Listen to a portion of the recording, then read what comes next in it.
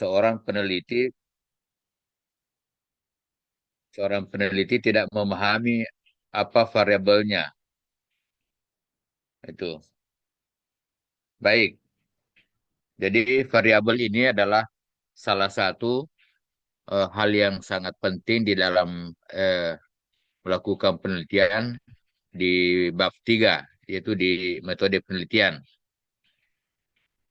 Nah, hari ini kita akan mengenal apa itu variabel dari segi pengertian, kemudian pengelompokannya, dan yang tidak kalah pentingnya sesungguhnya adalah bagaimana membuat definisi operasional dari variabel yang kita gunakan.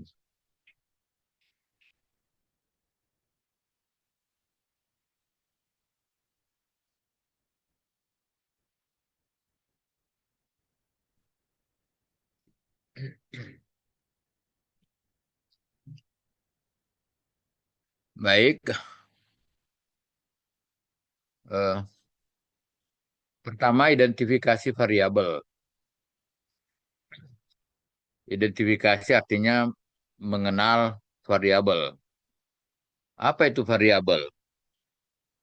Dalam kaitannya dengan penelitian, variabel itu diberi makna yang pertama, segala sesuatu yang menjadi objek pengamatan penelitian. Jadi, segala sesuatu yang menjadi objek pengamatan penelitian itulah variabelnya. Itu dulu, pahami dulu itu. Jadi kalau misalnya Anda meneliti tentang minat siswa dalam pelajaran seni budaya, maka tentu yang menjadi variabelnya adalah minat. Itu. Jadi segala sesuatu yang menjadi objek pengamatan penelitian itulah variabel. Nah, itu pengertian pertama. Ada juga pengertian yang kedua mengatakan faktor-faktor yang berperan dalam peristiwa atau segala atau gejala yang diteliti. Jadi sama saja, semua faktor yang berperan, tentu saja yang berperan kalau kita meneliti adalah yang menjadi sasaran penelitian, objek penelitian.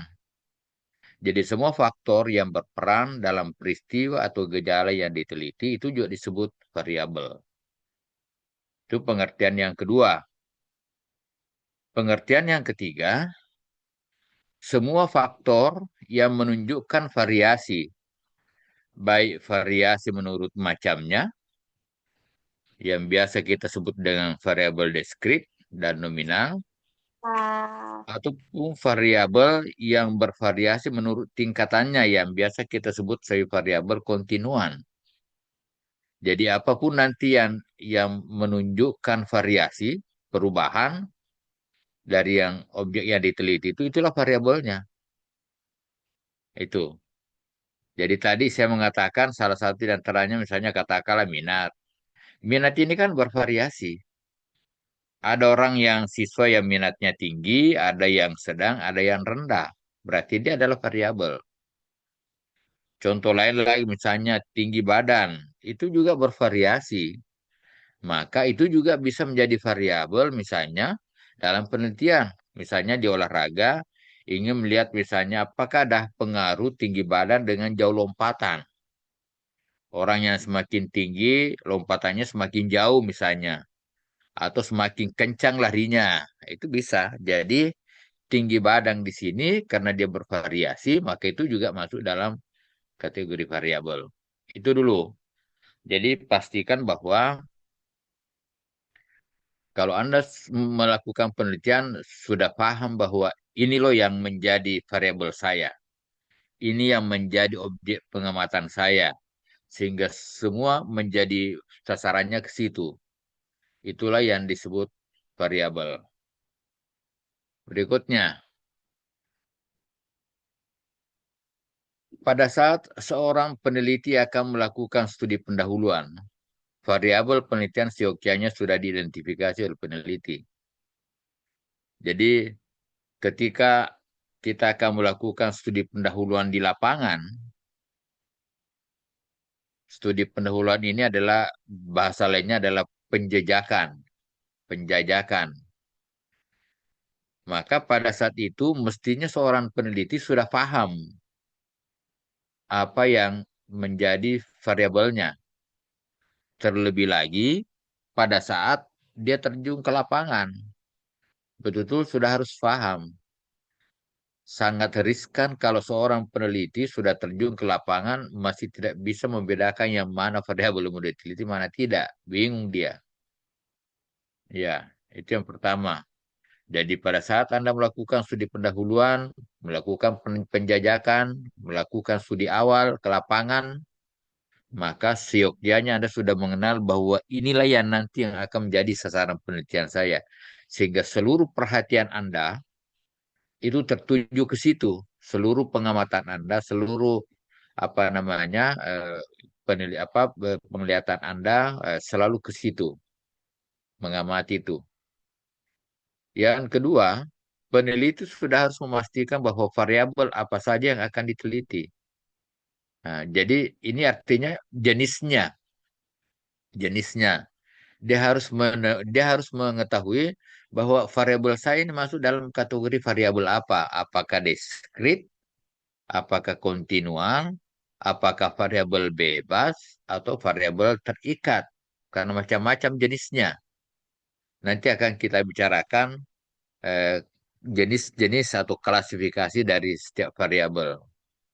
Jadi yang pertama, ketika kita terjun ke lapangan pada saat melakukan studi pendahuluan, dipastikan bahwa Anda yang akan meneliti sudah tahu persis bahwa ini variabel yang akan saya teliti. Dan yang kedua, sudah paham juga bahwa variabel saya ini masuk dalam kategori variabel ini. Apakah dia variabel bebas atau variabel terikat? Apakah dia variabel diskrit atau kontinual? Itu. Yang ketiga, jumlah variabel dalam suatu penelitian bergantung dari tingkat kesulitan suatu penelitian, sofistikasi tingkat kesulitan. Ya tentu saja kalau sebuah penelitian semakin banyak variabelnya, berarti kan semakin banyak hal yang kita amati, tentu semakin sulit, semakin rumit. Tentu saja penelitian yang hanya meneliti satu variabel lebih sederhana, lebih simpel dibanding dengan penelitian yang menggunakan dua atau tiga variabel. Itu. Semakin sederhana suatu penelitian, semakin sedikit variabelnya. Demikian pula sebaliknya. Ya betul. Jadi, nah kalau misalnya ya dalam sebuah penelitian, biasanya dia satu tuh ya biasanya cuma satu variabelnya.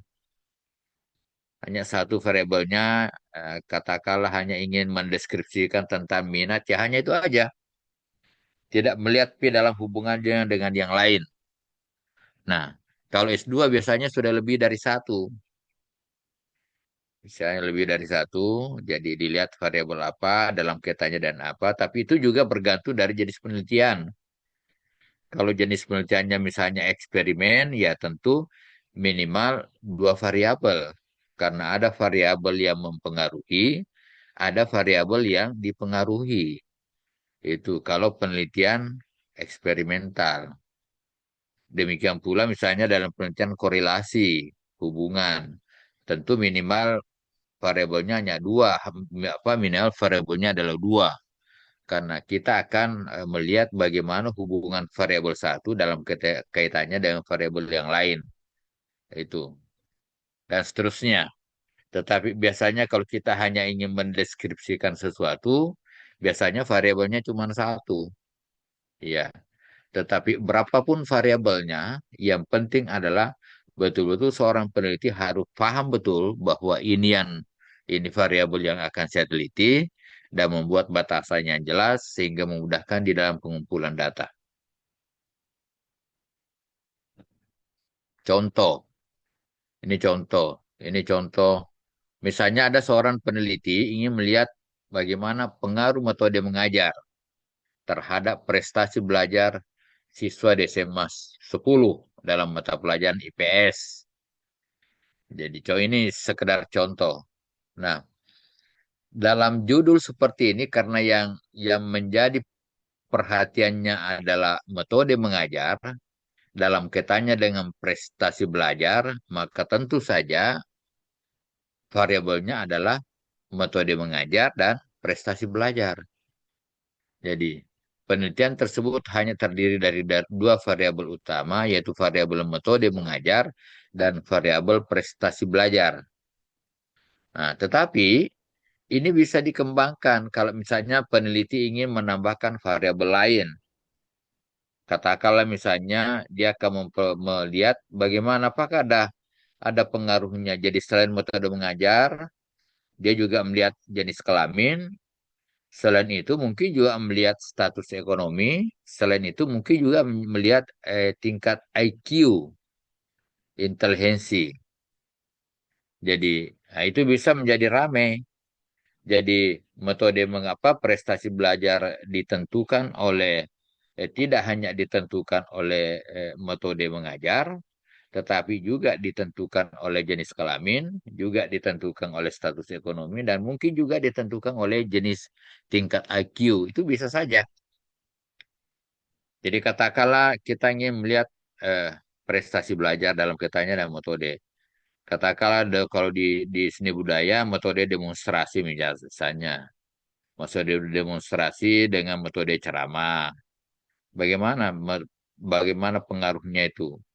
Untuk pokok-pokok bahasan tertentu, Anda menggunakan metode diskusi atau ceramah atau metode demonstrasi, mana yang lebih bagus prestasi belajar siswanya. Itu masuk dalam kategori penelitian eksperimental. Penelitian eksperimen. Eksperimen itu ada sebuah tindakan yang kita berikan kepada objek diteliti, lalu kita melihat dampaknya. Nah, adakah misalnya jenis kelamin? Misalnya mungkin Anda ingin mengetahui apakah ada korelasi atau pengaruh jenis kelamin terhadap kemampuan misalnya prestasi menari misalnya. Itu bisa. Jadi misalnya penelitinya ingin melihat apakah ada hubungannya atau pengaruhnya jenis kelamin dengan kemampuan melukis misalnya, kemampuan mematung misalnya, kemampuan menari dan lain sebagainya. Itu bisa. Jadi siapa tahu misalnya kita berpikir bahwa oh ternyata mungkin menurut pikiran kita jenis kelamin perempuan itu lebih tinggi prestasinya di dalam menari dibanding dengan jenis kelamin laki-laki. Bisa jadi. Nah, silakan kalau misalnya Anda tertarik dengan itu silakan teliti. Tetapi Anda harus sadar bahwa dalam kenyataannya ada banyak juga seniman tari itu dari laki-laki. Ada banyak. Di kita di sini ada suaminya Ibu Sumiani, Pak Halil, Halilintar Latif. Itu adalah penari. Dia laki-laki, tapi dia penari. Penarinya bagus. Eh, jadi di tempat lain juga begitu.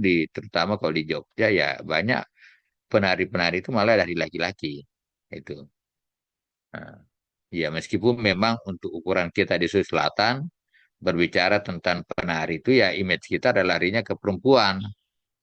Perempuan. Bahkan kalau misalnya ada laki-laki yang mau yang suka menari malah biasanya menjadi dipertanyakan apa dia laki-laki atau dia setengah laki-laki gitu kira-kira ya. Jadi ini contohnya contoh variabel ini. Jadi pengaruh metode mengajar terhadap prestasi belajar siswa SMA di. Nah, nah, ini. Nah sekarang sekarang saya apa namanya saya berikan sebuah judul lagi. Coba Anda kira-kira yang mana variabelnya. Misalnya pandangan guru seni budaya terhadap terhadap kurikulum merdeka di sekolah. Nah, yang mana variabelnya di situ? Saya ulangi, pandangan guru seni budaya terhadap kurikulum merdeka di sekolah atau di SMA atau di SMP. Apa yang mana variabelnya di situ? Coba. Oh, siapa yang? Kurikulum Merdeka. Hmm? Yang mana variabelnya saya ulangi, pandangan guru seni budaya terhadap kurikulum merdeka di sekolah. Yang mana variabelnya? Ya udah ya, Pak. Hmm?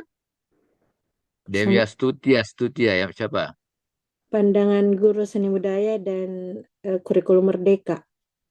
Iya, tentu saja yang menjadi variabelnya di sini adalah pandangan guru seni budaya. Nah, terhadap apa? Tentang guru-guru merdeka. Jadi dua hal itulah yang akan kita teliti, yang akan kita amati. Nah, itu ya. Ya jangan jangan salah-salah. Oke, lanjut.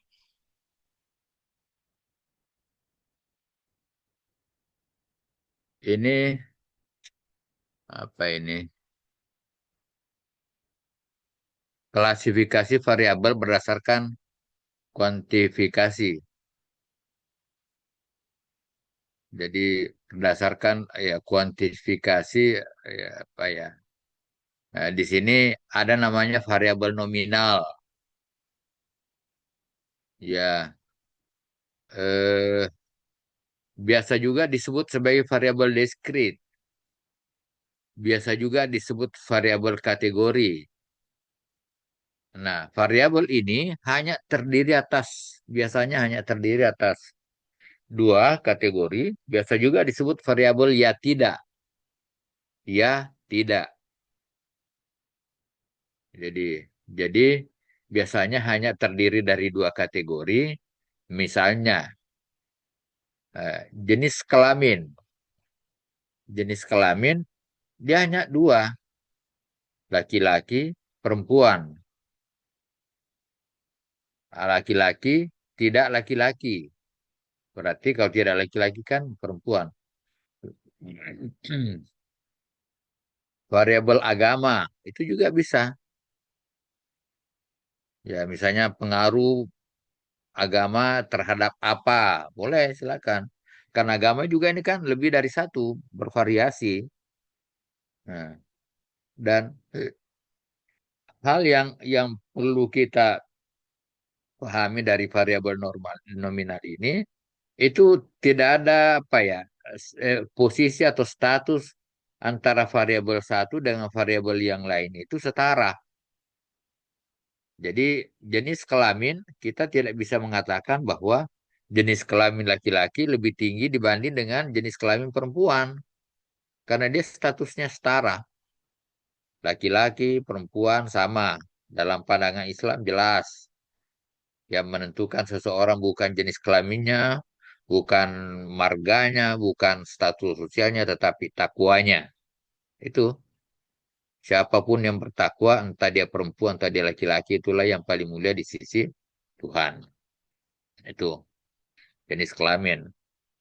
Jadi jenis kelamin laki-laki dan perempuan statusnya sama, tingkatannya sama.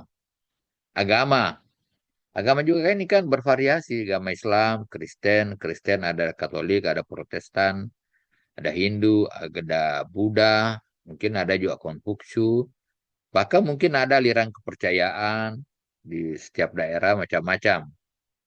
Dan itu lagi-lagi kita harus mengakui bahwa agama ini itu sama dengan statusnya dengan yang lain.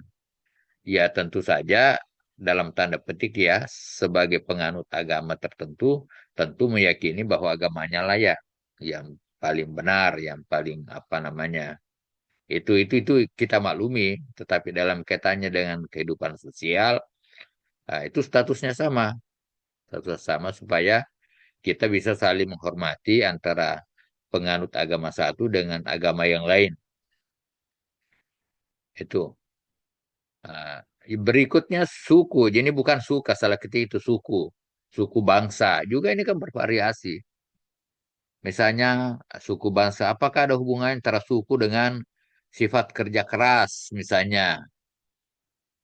Sifat atau apa bukan sifat kerja keras, etos kerja. Etos kerja kan juga ini variabel kalau kita mau teliti karena etos kerja itu bervariasi. Suku juga bervariasi. Nah, atau misalnya, apakah Anda ingin meneliti adakah kecenderungan, adakah hubungan antara suku bangsa dengan jenis pekerjaan tertentu misalnya? Bisa juga.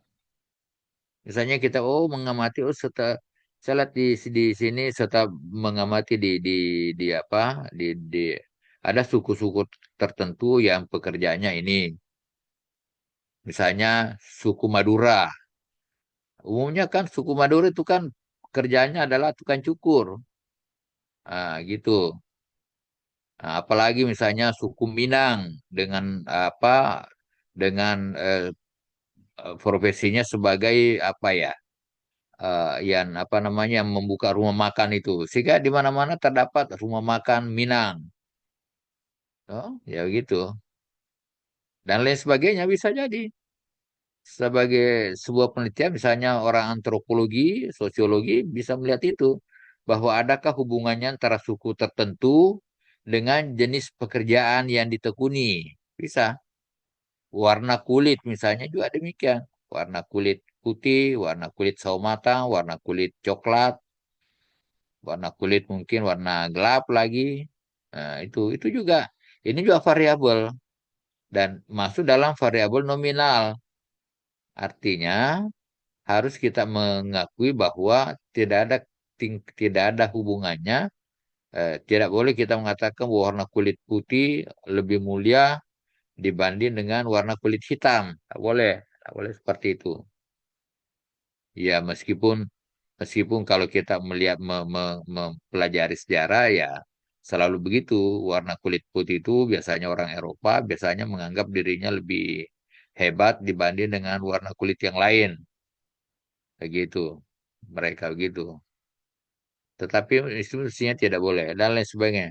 Di dalam variabel diskrit, kedudukan antara satu variabel dan variabel yang setara. Ini yang saya bilang tadi, saya katakan bahwa kita tidak boleh mengklaim bahwa jenis kelamin laki-laki lebih tinggi dibanding dengan perempuan atau sebaliknya. Lebih tinggi jenis kelamin perempuan dibanding dengan laki-laki. Ya, jangan seperti itu. Mungkin misalnya perempuan mengatakan apa perempuan atau wanita mengatakan tidak, Pak. Wanita itu lebih mulia karena apa dalam hal-hal tertentu eh, lebih banyak apa jenis kelamin wanita dibanding dengan laki-laki. Misalnya ada dharma wanita. Nah, ada dharma wanita, dharma wanita kan perempuan, tidak ada dharma laki-laki. Ada ibu kota. Ibu itu kan perempuan, tidak ada bapak kota, ada ibu negara dan seterusnya macam-macam lah. Ini kan hanya ya guyon saja. Itu. Jadi intinya variabel nominal atau biasa juga disebut diskrit atau kategori eh, adalah variabel yang menunjukkan variasi berdasarkan macamnya. Nah, nah kita lihat tadi di sini eh, bahkan seperti misalnya angka pun bisa juga menjadi variabel nominal. Katakanlah misalnya nomor telepon. Nomor telepon itu bisa bisa masuk dalam kategori variabel nominal karena nomor telepon kita tidak bisa mengatakan misalnya nomor telepon tertentu lebih tinggi, lebih mulia dibanding dengan nomor telepon yang lain. Yang ada biasa istilahnya nomor cantik di pesan khusus, misalnya urutan-urutan tertentu itu ada. Tetapi dalam katanya dan penelitian, nomor telepon atau handphone pun bisa masuk dalam kategori variabel nominal. Lanjut. Nah, variabel kontinual. Tadi kalau kita bicara tentang variabel nominal itu adalah atau diskrit itu adalah kedudukannya setara. Nah, dalam variabel kontinual ini malah justru tidak setara, tetapi memang terjadi apa namanya menunjukkan variabel yang menunjukkan variasi berdasarkan tingkatan. Jadi bertingkat-tingkat memang dia. Umur, ada tingkatannya. Umur 17 tahun, 20 tahun, 25 tahun, 35 tahun. Dan harus kita bisa mengakui bahwa umur 30 tahun tentu lebih tua dibanding dengan umur yang 25 tahun. Nah, dan seterusnya. Kecerdasan itu juga bertingkat IQ. Kecerdasannya berapa? Apakah dia 75, 100, 120, dan seterusnya. Nah, tentu harus kita akui bahwa orang yang kecerdasannya di atas 100 itu lebih pintar dibanding dengan yang di bawah 100. Berat badan dalam bentuk kilogram itu juga bertingkat. Ada orang yang berat badannya hanya 60, 75. Ada juga orang sampai misalnya sampai yang mungkin hampir 100 dan obesitas. Nah, demikian pula panjang. Kurang panjang juga ini ada tingkatan. Ya, 1 meter, 2 meter, 3 meter, dan seterusnya. Nah, variabel kontinuum ini yang bertingkat ini ada tiga jenis. Ada namanya ordinal, ada interval, ada rasio. Jadi itu ordinal, interval, rasio. Nah, apa itu ordinal, interval, dan rasio? Kita lihat. Hmm. Variabel ordinal yaitu variabel yang menunjukkan variasi tingkatan di mana jarak antara tiap tingkatan tidak diperhatikan. Contoh hasil perlombaan melukis anak-anak. Jadi dia bertingkat, tetapi jarak antara satu tingkatan dengan tingkatan yang lainnya biasanya tidak ada ukurannya yang jelas. Ya contohnya misalnya hasil dari sebuah perlombaan. Lomba apa saja? Lomba melukis, lomba nyanyi, lomba apa saja. Jadi itu ada namanya juara satu, juara dua, juara tiga. Yang pasti bahwa yang juara satu itu lebih tinggi skornya, disusul juara dua dan juara tiga. Nah, tetapi antara juara satu dengan juara dua dan juara tiga tidak ada ketentuan. Bisa jadi misalnya skornya yang juara satu 900, skornya juara dua misalnya ya 800, berapa ya? 890. Nah, jadi beda 10 poin. Tetapi juara tiga jauh melorot. Dia misalnya hanya di 850. Berarti selisihnya adalah eh, apa dari 50 ke 90 ya 40 begitu. Jadi yang pasti bahwa dia bertingkat tetapi jarak antara satu tingkatan dengan tingkatan yang lain tidak menjadi perhatian. Tidak perlu kita urusi. Gitu. Itu namanya ordinal. Bertingkat jadi prestasi itu ordinal. Itu. Nah, apalagi ini yang ordinal ya. Nah, ada variabel interval. Interval yaitu variabel yang menunjukkan variasi tingkatan di mana jarak tiap tingkatan diasumsikan sama. Wah, ini ada anunya jaraknya itu ada sama, ada satuan yang sama. Nah, terdapat satuan ukuran seperti tinggi badan. Kan satuan ukurannya kan kilogram, apa tinggi badan kan meter atau senti. Itu punya punya apa standar-standar 1 senti, 2 senti, 3 senti, 1 meter, 2 meter itu prestasi juga demikian yang dinyatakan dengan skor dan sebagainya. Di sini tidak dikenal nol mutlak. Nol mutlak. Jadi maksudnya tidak dikenal nol mutlak, mutlak begini. Misalnya katakanlah habis kita apa namanya mengetes apa namanya eh, katakanlah seseorang dites misalnya bahasa Inggris. Nah, setelah diperiksa, ternyata karena tidak ada yang benar, maka nilainya nol. Nol. Nah, nol di sini tidak berarti bahwa yang bersangkutan betul-betul tidak ada sama sekali yang dia tahu tentang bahasa Inggris. Hanya saja nol, nol skornya dalam kaitannya dengan tes yang diberikan. Tetapi tidak berarti bahwa dia sama sekali tidak tahu bahasa Inggris. Paling tidak dia tahu yes, no. Ya, tidak. Itu. Itu masuknya itu. Nah, ada lagi variabel rasio. Rasio ini kan perbandingan, menunjukkan variasi di mana dalam kuantifikasinya mempunyai nol mutlak. Nol mutlak ini yang rasio itu tadi yang misalnya variabel berat badan. Berat badan kalau misalnya eh, tidak punya berat, misalnya suatu objek yang tidak punya berat, eh, nilainya nol ya memang beratnya nol. Oh itu jadi karena ini berdasarkan pengukuran, pengukuran.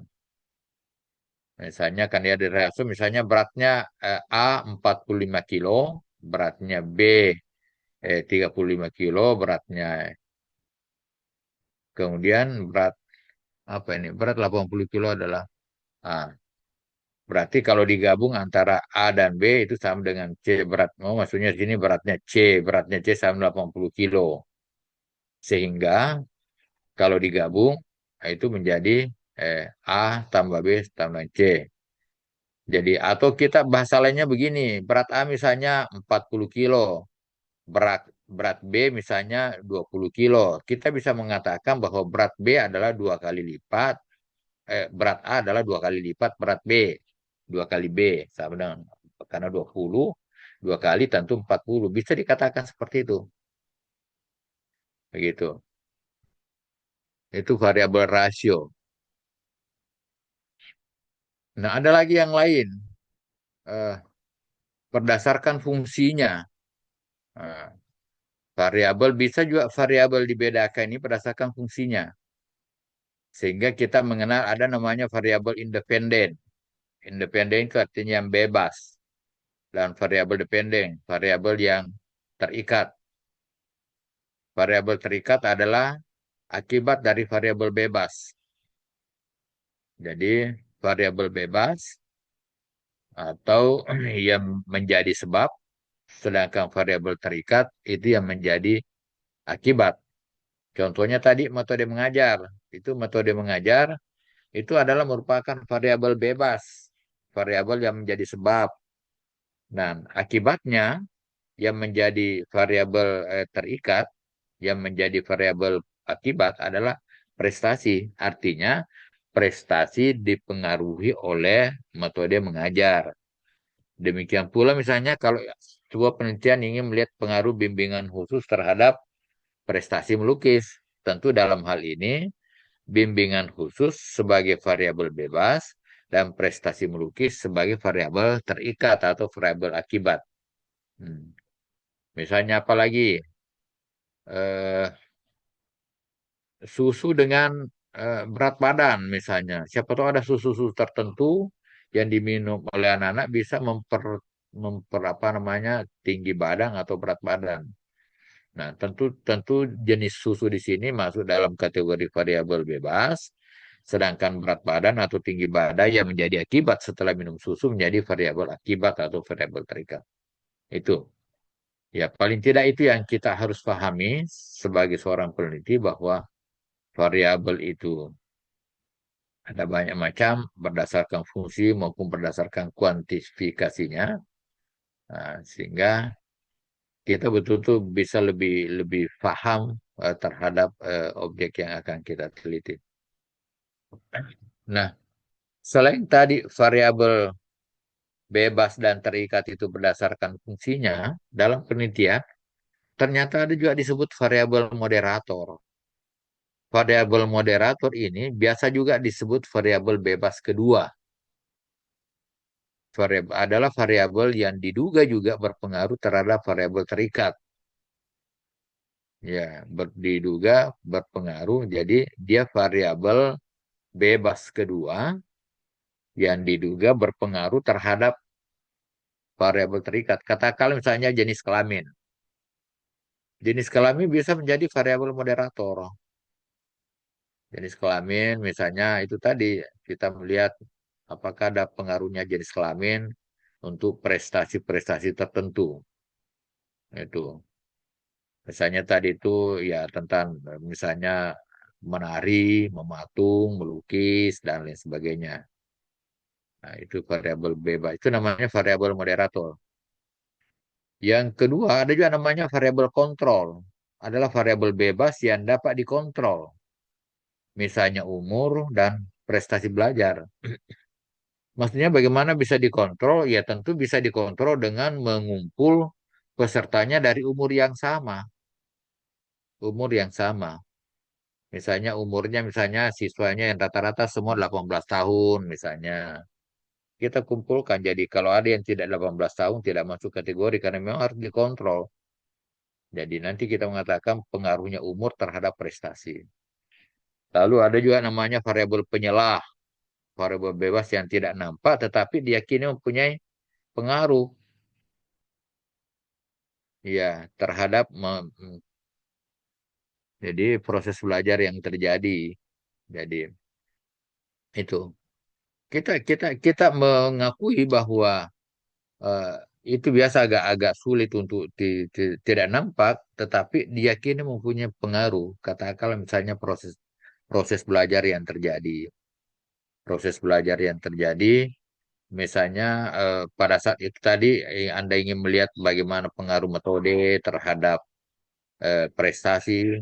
Nah, tentu tentu selain Anda menggunakan metode tertentu, tentu ada proses yang terjadi selama Anda mengajar dan itu diyakini berpengaruh, entah kebisingan, entah ruang kelas yang tidak nyaman, atau peserta misalnya yang kurang fit dan lain sebagainya, itu semua menjadi variabel-variabel penyelah yang tidak nampak, tetapi itu bisa menjadi penyebab terhadap variabel terikat yang kita teliti. Jadi meskipun misalnya Anda hanya meneliti pengaruh metode mengajar terhadap prestasi, tetapi pada saat Anda mengajar sulit kita pastikan bahwa apakah siswa kita itu mempunyai mood yang sama pada saat mengikuti pelajaran sehingga itu berpengaruh terhadap meskipun digunakan metode yang sama, tetapi karena moodnya berbeda, maka itu pasti akan memperlihatkan hasil belajar yang berbeda pula. Hmm. Yang berikut, yang terakhir, bahwa setelah kita mengenal variabelnya, maka pastikan Anda membuat definisi yang jelas. Ini saya kira sudah pernah saya sampaikan pada kuliah kedua di PPG itu bahwa eh, kalau kita di dalam penelitian itu eh, harus membuat definisi operasional yang jelas. Definisi operasional ada definisi yang didasarkan atas sifat hal-hal yang didefinisikan yang dapat diamati dan diukur. Jadi kata kuncinya, kalau Anda membuat definisi, harus bisa diamati, harus dapat diukur. Karena inilah yang disebut operasional. Kalau tidak bisa diamati, tidak bisa diukur, tidak operasional itu. Sama kalau misalnya Anda membuat rumusan tujuan pembelajaran, kan disarankan membuat kata-kata menggunakan kata-kata yang operasional. Tentu teman-teman yang sudah mengajar ini sudah sangat paham mana kata-kata operasional. Fahri Ramadan sudah mengajar kan? Fahri sudah mengajar? Halo? Eh, Fahri Pak, Ramadan? Sudah? iya Pak, Di mana mengajar? di SMP SMA Perguruan Islam Pak. Ah, coba Fahri memberikan contoh bagaimana membuat tujuan pembelajaran yang sifatnya operasional. Siswa dapat bagaimana? Coba. Supaya Anda bisa mengukur Eh, pembelajarannya. sep- Kata-kata yang operasional Seperti begini, kan biasa membuat anu ya. siswa Hah?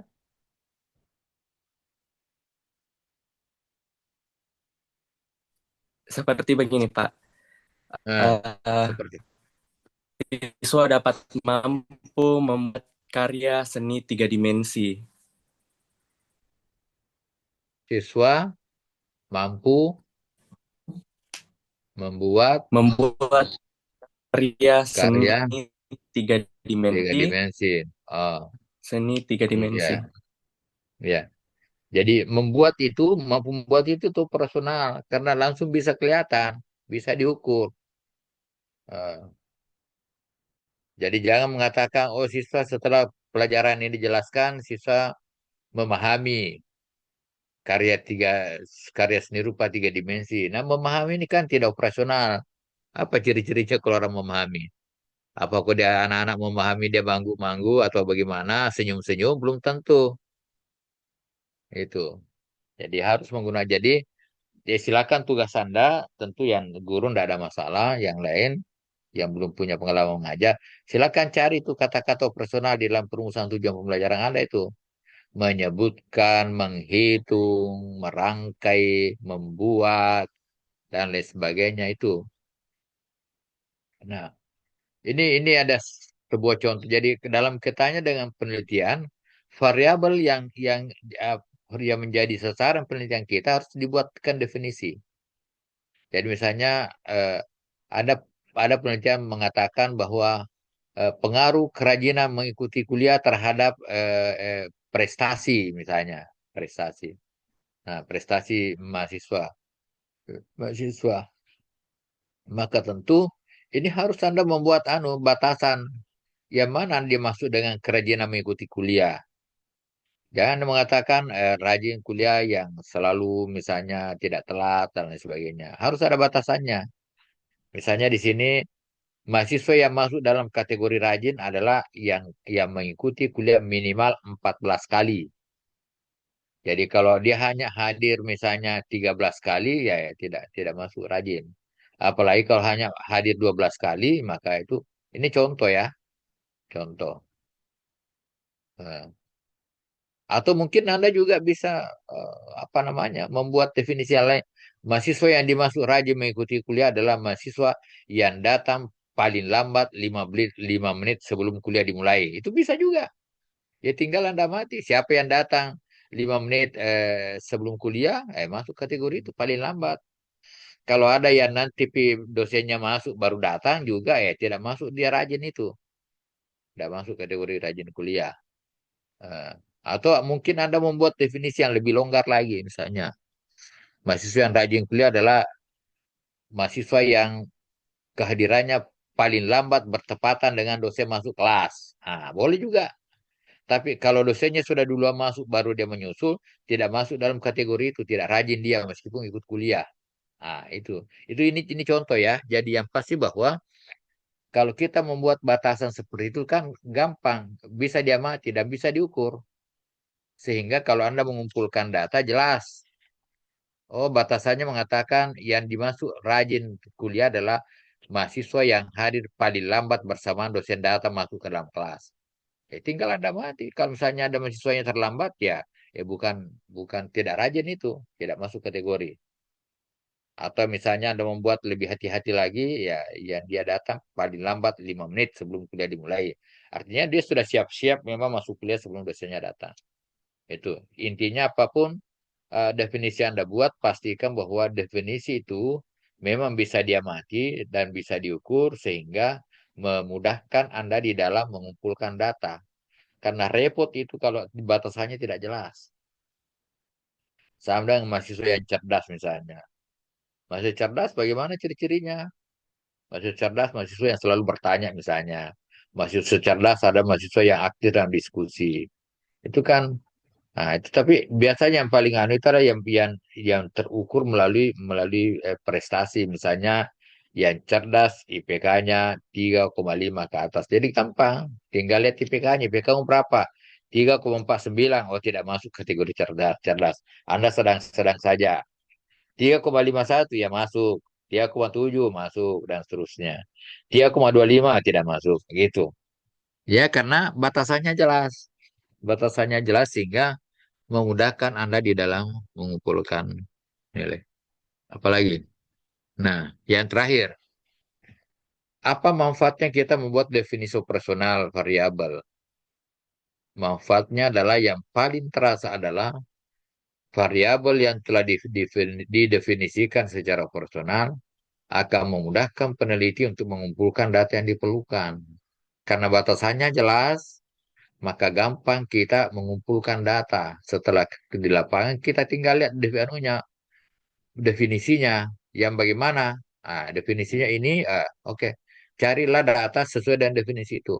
Di luar definisi itu, jangan. Karena itu tidak kita butuhkan. Nah, itu yang pertama. Yang kedua, memberikan benteng bagi peneliti dan tanggung jawab bahwa dia hanya bertanggung jawab terhadap definisi yang dia, variabel yang telah didefinisikan. Kalau ada di luar itu, saya tidak bertanggung jawab, peneliti tidak bertanggung jawab. Sehingga itu menjadi apa namanya, menjadi benteng dia ketika orang mempertanyakan hasil penelitian.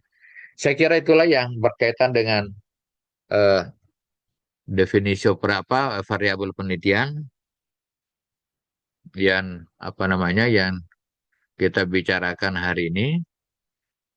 Eh, silakan silakan kalau ada hal-hal yang Anda ingin tanyakan terkait dengan materi yang telah bicarakan. Nah, pada pertemuan berikut, pada pertemuan berikut, saya tidak tahu apakah semua Anda sudah mengirimkan contoh contoh topik eh, masalah yang akan Anda teliti. Yang maksud di saya yang sempat saya deteksi itu baru Andi Sultan Alauddin, kemudian ada ada Wia, kemudian yang kedua Fajar, yang ketiga Fajar Aswad, yang tidak tahu yang lain apa sudah Fahri juga apa sudah masuk saya belum cek. Nah, maksud saya begini, minggu depan pada kuliah ke-6 saya berharap masing-masing Anda yang sudah punya rencana topik itu, Anda yang membuat apa namanya presentasi untuk kita bisa berdiskusikan bersama tentang apakah topik yang Anda rencanakan itu layak diteliti atau perlu mencari topik yang lain. Itu minggu depan. Jadi minggu depan yang sudah punya topik itulah yang eh, jadi dia hanya menampilkan judulnya, rencana judulnya lalu menjelaskan kepada kita apa alasannya, tidak perlu ditulis, dijelaskan saja secara lisan eh, mengapa mengajukan judul itu. Ya kan tiga judul ya tiga topik. Nanti kita lihat mana yang lebih bagus Anda kembangkan, mana yang lebih bagus Anda teliti untuk selanjutnya. Itu rencana strategi kuliah berikutnya. Jadi bukan saya tidak lagi menjelaskan materi, nanti mungkin terakhir lagi kalau misalnya ada hal-hal yang masih perlu tadinya soalnya saya sudah tidak mau menjelaskan tentang materi penelitian, tetapi setelah bicara dengan Pak Direktur itu bahwa kelihatannya mahasiswa kita ini agak lemah di dalam teori-teori kepenelitian, sehingga apa boleh buat, saya kembali lagi mencoba mengulang-ulang beberapa pokok eh, yang kira-kira menjadi sangat fundamental yang perlu difahami oleh seorang peneliti. Salah satu juga diantaranya yang saya pikir penting adalah tentang bagaimana menentukan sampel dalam artian bahwa teknik sampling. Ini ada disertasi yang kemarin saya baca, yang akan ujian besok. Saya menjadi pesimis kasihan lihat itu cara apa namanya. Dia mengatakan saya memilih teknik penelitian teknik sampling ini karena ini, tapi ternyata tidak seperti itu. Padahal ini sudah S3, sudah S3. Oke, silakan kalau ada pertanyaan.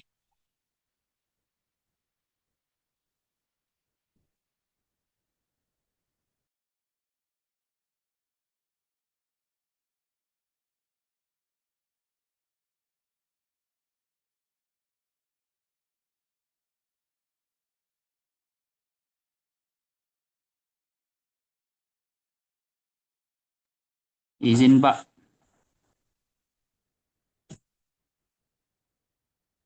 izin Pak Tabe. Silakan, silakan. Romi ya. Eh, iya iya saya Pak Tabe. Nah, Apa namanya? Kalau misalkan judul penelitiannya berkaitan dengan perancangan atau pembuatan modul itu Pak, apa boleh seperti itu? boleh saja. Artinya dia akan masuk dalam kategori penelitian pengembangan. Pengembangan Pak. Ya, boleh.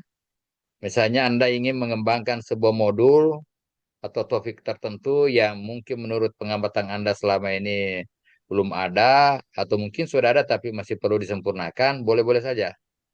Nanti kita lihat. Itu. Kalau begitu Pak, kalau pengembangan berarti ada dua produk, ada dua yang dikerjakan, ada perancangannya sendiri, ada hasilnya nanti begitu Pak, atau bagaimana? Iya, artinya kan begini, produk itu kan lahir dari perancangan. Jadi, tuh Om Nah, tuh. Ini cucu ini Pak Romi ini. Sama Pak, saya juga dua di rumah lagi libur jadi tinggal Ah, di rumah. itu. Jadi kan begini, penelitian pengembangan itu kan melalui perancangan. Dan endingnya itu harus ada produk. Ya, produk. Jadi dirancang dulu, ada proses perancangan dulu, baru divalidasi. Nah, terakhir nanti itu harus ada produknya. Produknya inilah yang siap nanti kita uji coba. Uji coba dalam kelompok kecil. Nah, uji coba dalam kelompok besar. Kelompok besar itu misalnya sudah satu kelas. Kalau uji coba kelompok kecil biasanya hanya 5-10 siswa misalnya kalau memang misalnya modulnya itu diperuntukkan untuk siswa. Jadi biasanya itu untuk mengukur keterbacaan, apakah bahasa-bahasa yang kita gunakan itu sudah bisa dipahami seperti apa yang kita maksud oleh peserta. Begitu. Nah, termasuk misalnya guru-guru yang akan menggunakan modul itu juga karena itu kan terkait dengan kepraktisan. Nah, terkait dengan kepraktisan, kalau terkait dengan efisien efektivitas ya tentu harus diuji coba lagi bagaimana dengan menggunakan modul itu apa betul-betul bisa membantu di dalam apa ya meningkatkan kualitas pembelajaran. Misalnya selama ini kita mengajar tidak menggunakan modul, siswanya kesulitan misalnya memahami materi sehingga tingkat penguasaannya itu katakanlah apakah istilahnya kalau di sekolah itu tingkat penguasaan maksimal itu apa KKM-nya ya. KKM-nya Ya Pak. KKM-nya misalnya tidak sampai kan KKM itu minimal kalau tidak salah minimal 75% ya di Iya, sekolah. 75 Pak, Tercap. bertingkat biasanya. Hah? Jadi itu Bertingkat kan biasanya bergantung ya kelas dari itu. setiap sekolah. Iya, bergantung KKM-nya sekolah bergantung Pak. berapa besarannya dan persentasenya berapa. Tapi yang saya paham minimal itu misalnya katakan ditentukan KKM-nya misalnya skornya 70 atau 75 bergantung sekolahnya. Nah, misalnya minimal misalnya yang berhasil itu kalau misalnya semua siswa memahami minimal sampai 75%. Kalau kurang 75% berarti dianggap belum belum apa namanya pembelajarannya belum maksimal. Itu. Berarti istilahnya Pak, kalau misalkan kita membuat suatu perancangan, nanti fix ketika sudah ada pengujian di sekolah. Bergantung bergantung jenis penelitiannya. Kalau misalnya ada juga tapi kalau S2 disarankan sih sampai kepada uji coba. Uji Kalau coba. S1 biasanya hanya jadi kan begini, tahapan-tahapan perancangan itu kan ada macam-macam. Misalnya tahapan Dalam perancangan ini ada. hanya sampai dalam tahap misalnya perancangan untuk siap uji coba. Itu biasanya D1. Tetapi kalau untuk DS2 mestinya sudah sampai pada tahap uji coba. Jadi tidak cukup hanya membuat model, tetapi memang sudah diuji cobakan. Kalau S1 ya bolehlah karena Ya. pertimbangan apa misalnya masih pemula, waktu dan segala macam sehingga dia memang batasi bahwa dia hanya sampai pada tahap perancangan, tidak sampai pada tahap uji coba. Bisa. Tetapi kalau S2 ya harusnya uji coba. Uji cobanya apakah uji coba terbatas atau kelas besar, tapi paling tidak ada uji coba. Nah, sehingga harapannya betul-betul setelah selesai tesisnya itu, produknya itu bisa diaplikasikan di sekolah. Paling tidak di sekolahnya sendiri. Lalu kalau misalnya memang di efektif di situ bisa di-share ke sekolah lain yang setara. Misalnya sama-sama di SMP, sama-sama di Sanawiyah misalnya, atau SMA, Alia, SMK, dan seterusnya. Begitu. Baik Pak.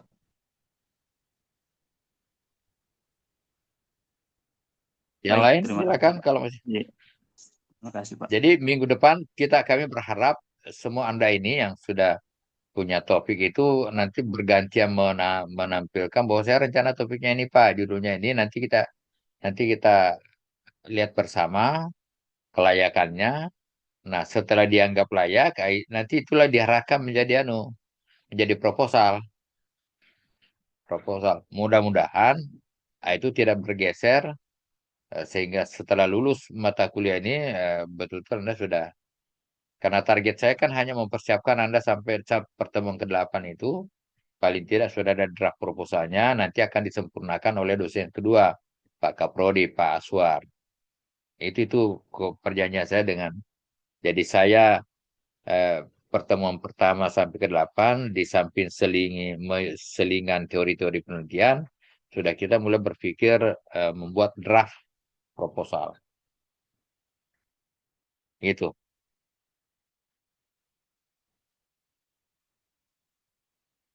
Oke, yang lain silakan.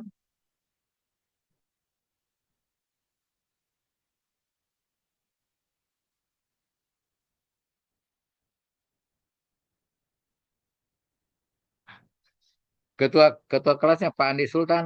Pesertanya berapa Pak Andi Sultan? Ya Pak, untuk saat ini Pak 12 orang Pak sekarang Pak. Kan pesertanya 13 ya, berarti ada yang tidak hadir. Siapa yang tidak hadir? Ada satu Berapa Pak yang tidak? kalau di Siapa Zoom itu? yang sekarang Pak ya. Siapa yang tidak hadir hari ini? Saya tidak pegang absennya sekarang ini dia. Pak. Fadli Elmardi. Siapa? Fadli Pak. Fadli. Ya. Fadli, Fadli. Di mana tinggal Fadli? Ini Pak. Oh, Fadli yang tidak hadir hari ini ya. Ya Pak. Tetap harus kita perhatikan supaya ada pada ya tentu berbeda lah. Misalnya orang yang selalu mengikuti kuliah dengan tidak. Saya catat dulu. Dewi, sebentar saya catat deh. Ini dia Astuti. Dua, Romi. Tiga, Fahri.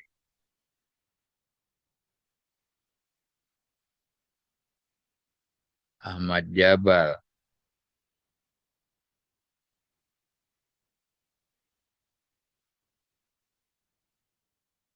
Fajar Aswad.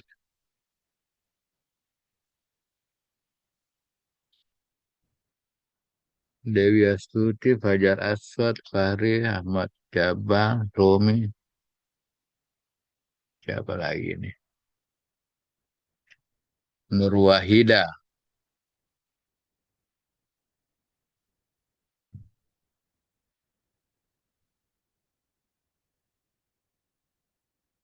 Irsan. Fausia.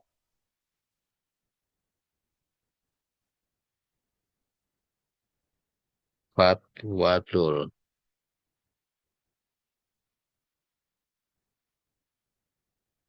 Andi Aldin. 11. Dinul Haq.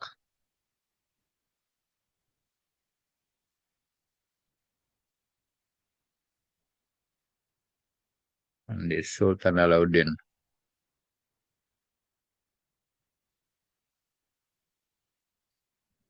Ini saya coba di cross check Dewi Astuti, Hadir, Romi, Pak. Fahri, Iya, hadir Pak saya. Ahmad Jabal, Hadir Pak. Fajar Aswad, Nur Wahida, Hadir, Pak. Irsan, Ya saya Pak. Fausia, Hadir, Pak. Fatwatul Ikhwan, Hadir Pak. Andi Aldin, Hadir, Pak. Dinul Haq, Hadir Pak. Andi Sultan Alauddin. Itu yang Hadir hadir ya Pak. kan 13 toh, 12. Iya Pak, 13 Senerupa Pak, Garuda 4. Oke. Jadi yang tidak hadir siapa yang tidak hadir siapa namanya?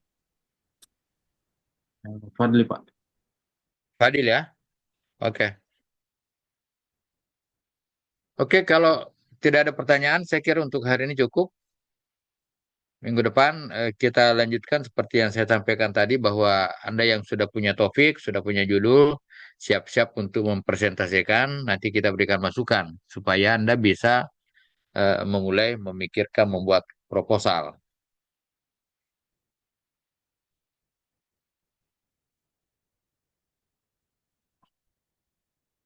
Oke, harus dilaporkan ini kan ke pesertanya.